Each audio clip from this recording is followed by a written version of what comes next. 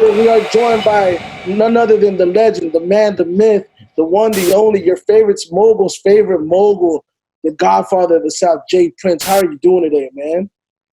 Oh yeah, it's all good, bro. Man, I'm so honored to have you on. And let me tell you something, Jay. I don't drink, but if I did drink, I Yeah. swear I would be popping a loyalty bottle with you right now because this is so meaningful to me to have you on here, man. How's everything been on your side? Hey man, life is beautiful, man. I can't complain. I started with nothing. That's beautiful, man. Well, I want to get right to it, man. There's so much that I want to talk to you about, but before I go any further, I want to ask you something in specific. You know, you're obviously, in my opinion, if you talk about the South, you are the centerpiece. You're on the Mount Rushmore. This right here is something that I wanted to ask you because I feel like your word is law. You're respected. There's been a lot of young artists that have been passing away recently. King Von, Mo3, Pop Smoke. I mean, this is something that's been going on for years. It's nothing new, unfortunately. I want to get your perspective on just the state of that side of hip hop right now. What's going on with these young artists that are getting killed at an early age? Yeah. First of all, let me send my condolences, man, to all of those families. If anybody can hear my voice, you know what I mean? Because I know firsthand what it feels like to lose a loved one. You know what I mean? Somebody that's close to your heart. But as far as that question is concerned, man, you know, rap right now, rappers are probably one of the most dangerous jobs you can have right now, man. You know what I mean? Just to be real about it. And with that being said, you know, one have to like embrace the reality of even wanting to be a rapper. And once you do that, then it's choices uh, that's attached to our daily walk in life. And depending on the choices that we make is going to have a lot to do with the destination where we end up. And with that being said, you know, when you ask me a question like that, I have to be real because I understand that I can't do nothing to bring back the dead, but maybe I can share some wisdom to help those that's alive right now. Now, with that being said, if you campaign, you're gonna get elected, man. You know what I mean? The ones that campaign, you're gonna get elected. And there's a two-edged sword to that. If it's good, you going you can draw good energy to yourself, or if it's bad, you can draw bad energy to yourself. So based on the decisions you make, based on the mindset that you have, you know what I mean, you have to make a decision and say, okay, I want to be here to raise my kids. You know, I want to see that picture. You know what I mean? I don't want to leave my kids in the hand of somebody. It may be a pervert, anybody that want to play with your kids when you're gone. So, you know, these are the kind of decisions that I made where I changed my life, where I decided to go after the movement over the moment. You know what I mean? I tapped in the powers that was greater than the powers that would keep me in bondage and bondage and make me, you know, act foolishly unnecessarily. You know what I mean? So every time I decided that I may wanted to go back to the old me or act without wisdom, I thought about my kids. I thought about my family. I thought about something of longevity that made me behave in a manner in which I wanted to live. And I think a lot of these artists have to really come to a realization that you can die, and they have to have a mind change to the extent where they want to live, man. So many people don't even want to live, and so many people are fools. You know what I mean? And a fool despises wisdom, and a fool, you know what I mean, may decide he want to run off a cliff. Just make sure you're not in the car with him when he running off the cliff. Absolutely, man. I appreciate those words of wisdom. I consider you the ultimate entrepreneur. You know, I've studied your story. I didn't need to do a whole lot of research. The reason I fell in love with hip hop, my older brother, put me onto the Ghetto Boys at a very young age. And needless to say, had it not been for the Ghetto Boys, I don't know what would have happened with my life. And you obviously architect all of that. You made a decision pretty early on, at I believe at 28 years old, if not earlier, that you wanted to be self-made, self-employed. You wanted to be your own boss. What was the determining factor when you made that decision to say, I don't want to work for nobody? What was that moment for you? Well, I got fired.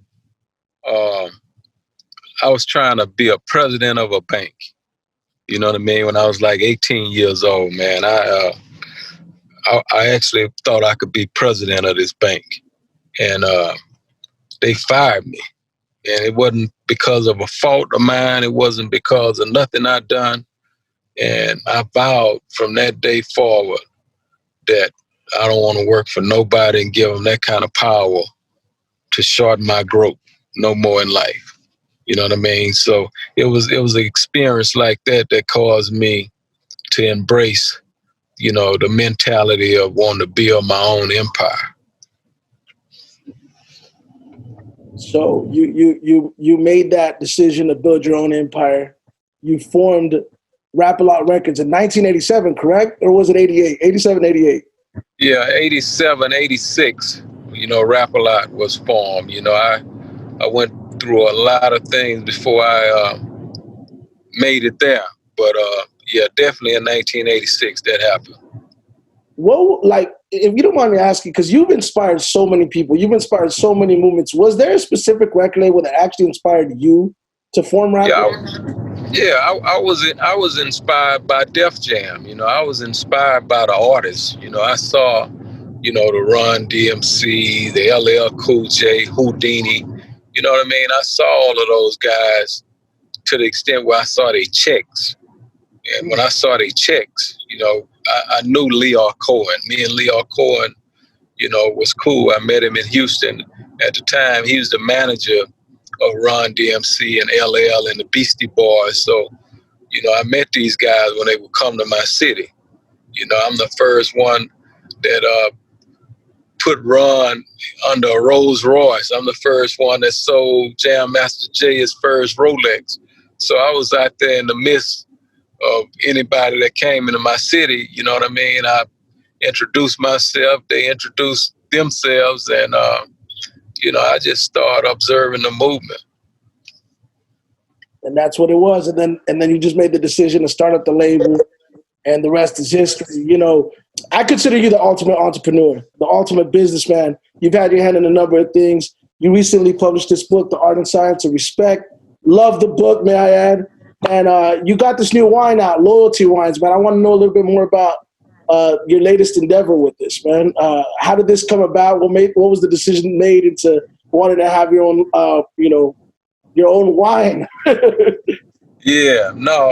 I mean, I had the opportunity, man, to visit vineyards, in Napa Valley, and I had the opportunity to, study a lot of the wine connoisseurs and everything. And but most of all, I started drinking a little wine in my wine and downtime after I saw this surgeon. His name was Dr. Red Duke. And I listened to him speak on the benefits, the health benefits, where wine was concerned. A glass of wine a day, how it can be healthy for your heart and different things like that. So I was moved to start sipping a little bit, of course, in moderation. And from there, that was from a personal perspective.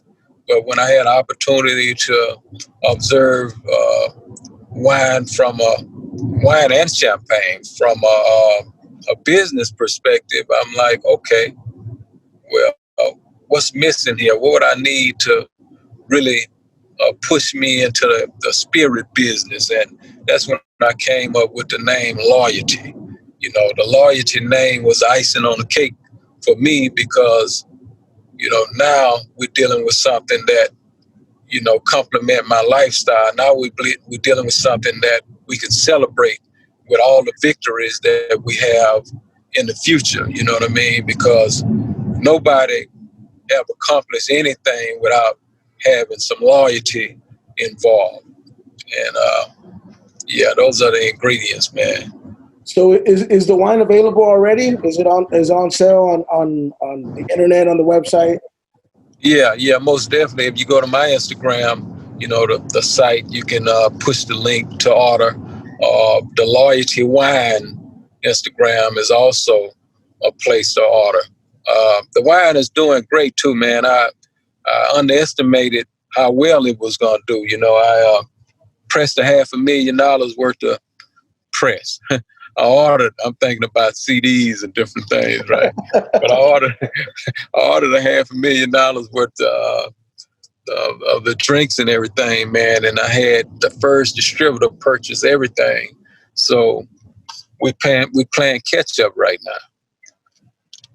So you make sure to get that Loyalty Wines. Like you said, it's available. You go over to his Instagram, check it out, click the link, support the hustle as always, man. You got multiple flavors as well. So, like I told you, I don't drink, but I'm going to pop one for you, man. I got to, Yeah, just sip a little bit. It ain't going to hurt you. It's good for you.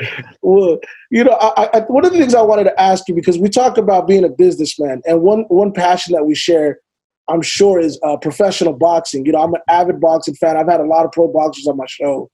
And you've had a lot of generational talents that you've actually worked with and that you've managed, starting with Floyd. You've had Andre Ward. And recently, you have someone that I've been keeping up with since he was an amateur, someone that was a stud in the Olympics. And I really, truly believe this kid's going to be a big star. You're smiling because you know what I'm about to say. Yeah, for sure I know. I just got through watching it before. Shakur Stevenson, he got the fight coming up here in a couple of weeks on ESPN. What can you say about this kid, Shakur, what you see in this kid? Because I'm going to tell you something. For me, when I think of you, I think of generational talents. I think of Scarface. I think of Drake. I think of Floyd. I think of Andre Ward. And I truly believe, not to oversell Shakur, but he's cut of that ilk. Oh, yeah. No, most definitely, man. Shakur is definitely what I consider elite, one-of-a-kind fighter. You know what I mean? And he gonna bag up everything you saying about him, and more. You know what I mean? He's special, and I just can't wait to opportunity present itself where he, gonna show and prove. But yeah, real special kid, man. I want you to do me a favor. Here in 2 fights, I want Lomachenko in there with him so everybody can see the business, because they're right around the same weight. You know what I mean? Oh, yeah. And we're looking forward to that smoke. For sure. But let me ask you something. How did you get into boxing? Because obviously boxing's a big passion of mine. I don't know that a lot of the hip-hop community knows how deep you are into boxing, how much you've actually contributed to the sport. You have your own gym. You've dabbled into the promotions as well, and you've managed fighters. Like, how did that start for you? Yeah, boxing was always my first love, man. I was distracted by the music game, but boxing always was my first love. And, having like-minded individuals around me that, was doing boxing, and also just stepping out on faith, man. You know what I mean? With what I believed in, it all came together. It all came together, and now, I'm like a kid in a candy store around boxing. I love the sport of boxing. I mean, and you've done a sensational job working with the talent that you've had up to this point. Obviously, I wish we could have got Andre Ward and Canelo Alvarez at 168. That would have been blockbuster. But I know Andre's doing the commentating thing. Hopefully, he gets back to it. But I've always wanted to know about that, because I feel like, with what you've done in music, you've been able to have a very similar success in the boxing realm. And man, I don't know, man. I just want you to get Shakur on the show sometime. We can make that happen. We can make that happen, man. Shakur is. I'm glad you have the discernment to be able to see that. You know what I mean? Because a lot of people, they see it from a surface deep perspective, but man, this Shakur is special, man. No, he's generational, is what it is. He's generational, and you see those fighters come in once every 10 years. And he's one of those fighters, in my opinion. Right. He doesn't get hit. He doesn't get hit. So, but yeah, no, I just kind of wanted to ask about the bots and stuff. I know that we're talking about that. Now, going back to hip hop, I wanted to ask you, because obviously the term in the South is everybody's gangster until Jay Prince shows up. I mean, how do you feel about having that reputation of being, I don't like to say the most feared, but obviously the most respected, in my opinion. Like, that is honestly how I feel people hold you in terms of the standard they hold you to. Yeah, I think it's respect too. I don't never want to consider myself a booger man or somebody that's feared, but I love the word respect, and I like to give it as well. So it feels good to be respected. It feels good to give respect also. So yeah, I'm like real big on that one. From an entrepreneurship standpoint, obviously, you've laid the blueprint, for a lot of people, like I mentioned, and I came up with the term that you're everybody's favorite mogul. You're their favorite mogul. And, you've big broed a lot of these guys, you've mentored a lot of these guys from the Master P's on down. And, for me, now that I have you here speaking to the platform, the name of the show is called Nothing Beats Experience. And when it comes to experience, I mean, I don't know that anybody has more than you. Your career stretched over now. You're into your fifth decade, the 80s, the 90s, 2000s, 2010s, now the 2020s. Yeah. What advice would you give to somebody not only looking to break into the music business, just from your experience, what can you learn in terms of just entrepreneurship, how whatever it may be in regards to just pursuing their passion? Yeah.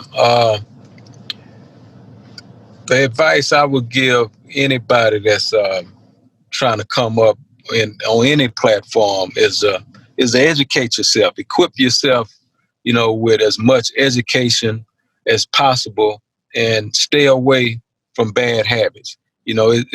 Those are two of the ingredients, two bondages: lack of education and bad habits, that I've witnessed, like handicap, homie after homie. You know what I mean? It them two paralyzed individuals. So equip yourself education wise, and reading books, man. It took me a long time to become a reader.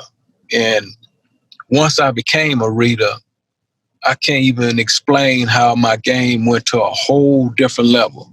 You know what I mean? So I want to stress the importance of reading, because in the household or in the hood where I came from, wasn't nothing hip about reading, right? You know what I mean? We just was a sad thing for me to do. But from a business perspective, from a growth perspective, man, ain't nothing like being able to read. Hey, readers are leaders, man. I just put that plain. Readers are leaders. If you show me a leader, he was a reader. So, yeah, I have to say that, man. And from there, exercise. I would advise every entrepreneur to exercise the gift of prayer. It's free. You know what I mean? Whatever you want to become, whoever you want to become, why not talk to the man that owns it all, the creator, right? You know what I mean? Ask him to help you, to bless you or whatnot along your journey. A lot of people think something weak about praying. You got people that ignorant, right? They think it's something weak where God is concerned and where exercise and prayer is concerned. And my advice to all of them is it's weak to not do that.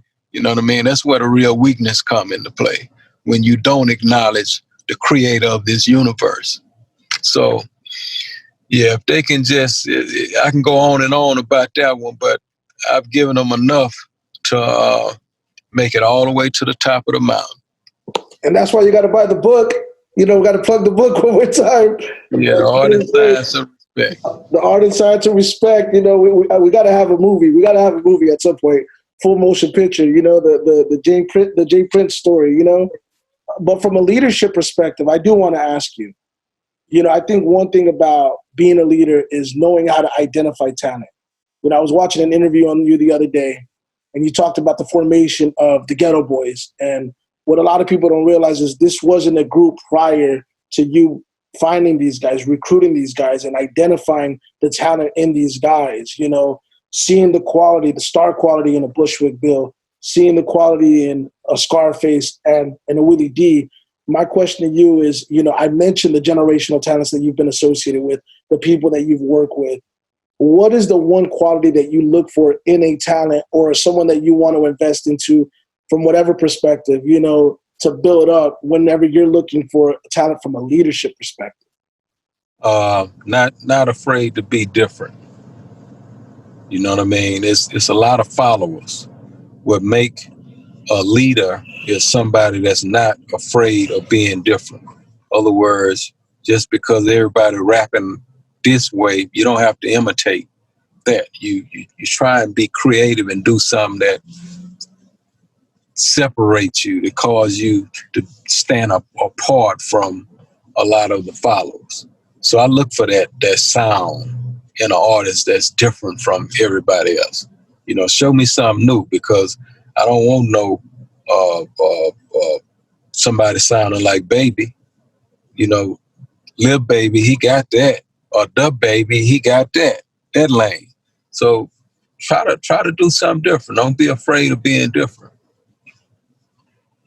So I guess the question now is, obviously in your time of working with all the talent that you've worked with, has there ever been a talent that you passed up on that not so much you regret? Because you don't strike me as someone that regrets much, but a talent that you may have passed on that you had the opportunity to say, you know what, I could have gotten involved with that situation and I passed on it, whether it be timing. Hey, most definitely. It been more than one. But I tell you one that you out there in Dallas, right? Yes, sir. Okay, he was from Dallas as well. When I had opportunity to sign him, I met him down in Houston. He was in my studio for a couple of weeks. The guy that was working for me at the time, I told him to sign him. I say, sign this guy. This is when I was unfocused and was hustling in the street versus being focused on my business. But he brought me this song, Ice Ice Baby. And I had enough sense to like the song and give direction to my partner to sign him, but my partner didn't sign him because he didn't like him. So when I heard the song Ice Ice Baby on the radio, I got happy, started rejoicing, because I'm like, oh, I got a contract on this dude. Only to find out, now I didn't sign him. I didn't like him. Now this dude sold like 12 million records about it. Multiply that times $12. So that's 144 million. Wow. Understand that. So yeah, that's one that I used as a stepping stone to never allow that to happen to me again.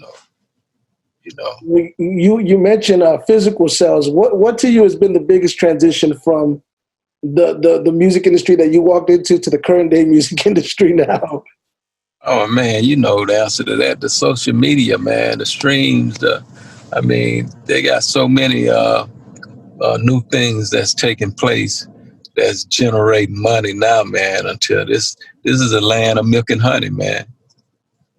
We talk about social media, and I'm glad that you mentioned that, because for me, I was thinking about this recently, and I was going, never in my lifetime did I ever think that I would see people question Michael Jordan's greatness. And people are doing that now through social media with the comparisons with him and LeBron. And I see these things. And then you had the incident with you and NBA Youngboy, where NBA Youngboy, for lack of better words, a lot of people felt that he was disrespecting you. And it was all being done through social media. Social media as a whole, the tool, because it could be used for reach, and obviously now where we're at. But for you, seeing that you've lived and been through all different phases of this industry, what is your perspective on that side of it, where people are just like, I don't know, brave, for lack of better words, on social media now, and feel like they could just say whatever they want without consequences? Yeah, well, that's a part of the reason why a lot of the rate has went up on the debt. where hip hop is concerned, due to that very fact where social media is concerned. The truth of the matter is life and death is in the tongue. You know what I mean? You can say the wrong thing and die, and you can say the right thing and live. You know what I mean? That's just a biblical principle. Life and death is in the tongue. And to be able to throw a rock and hide your hand the way they're doing today is an interesting thing, man. And, one just have to pick and choose their battles wisely. That's about the only, because what they're doing, a lot of them is playing. That thing is like a game to most, and a lot of people don't receive it that way. So, it is some interesting times, man, and we all have to adjust. You know what I mean? Like me, I understand that if you try to attack everybody that say something on that social media, you're going to try to kill the world. You're going to be in trouble, right? So, you know what I mean? You can't allow fools to take you down to their level. You know what I mean? You have to understand every fight ain't a good fight. Yeah, it's like the filtering process has been removed and the inmates are running wild. But I mean, like I said, I think it's just for me when I view people like yourself, people like a Michael Jordan. Like I just never in my wildest dreams would have ever envisioned people coming sideways on social media. But then again, this is the generation we live in now. Everybody's generation wants to be the right one, the leaders per se, and so they have a tendency to try to sometimes discredit those before them. But I know I was playing around earlier about a motion picture, but are we ever going to get an actual full film on your life and your story? Yeah, I'm looking forward to that. I'm actually been having a few conversations about it. Recently someone just called me and told me Denzel Washington's son reached out to him and said he want to play me. So that was interesting to hear, because I've been wondering who could play me. So I'm looking forward to future conversations about that. For those that don't know who Denzel Washington's son is, he starred in the TV show Ballers alongside The Rock. Very good actor. I think he would do a sensational job playing me. So I really hope that comes to fruition for sure. Well, Jay, I know you got a lot more going on. We got to do this again. Hopefully, once this pandemic passes, we get in studio. Hopefully you can link up and get me with Shakur here sometime in the next few weeks prior to the fight. Thank you so much for your time. Loyalty Wines, it's available now. You can purchase it now on your Instagram as well as on the website. Will it be in store soon? Oh, yeah, very soon. Hey, whenever we do, if you come through here, allow us to do the big festive party for you, man. You're well deserving of it. You're well respected. I can't say it enough. It's an honor to have you on the show. And, man, I don't know if you have anything else to say before we get out of here. Hey, man, I appreciate your time.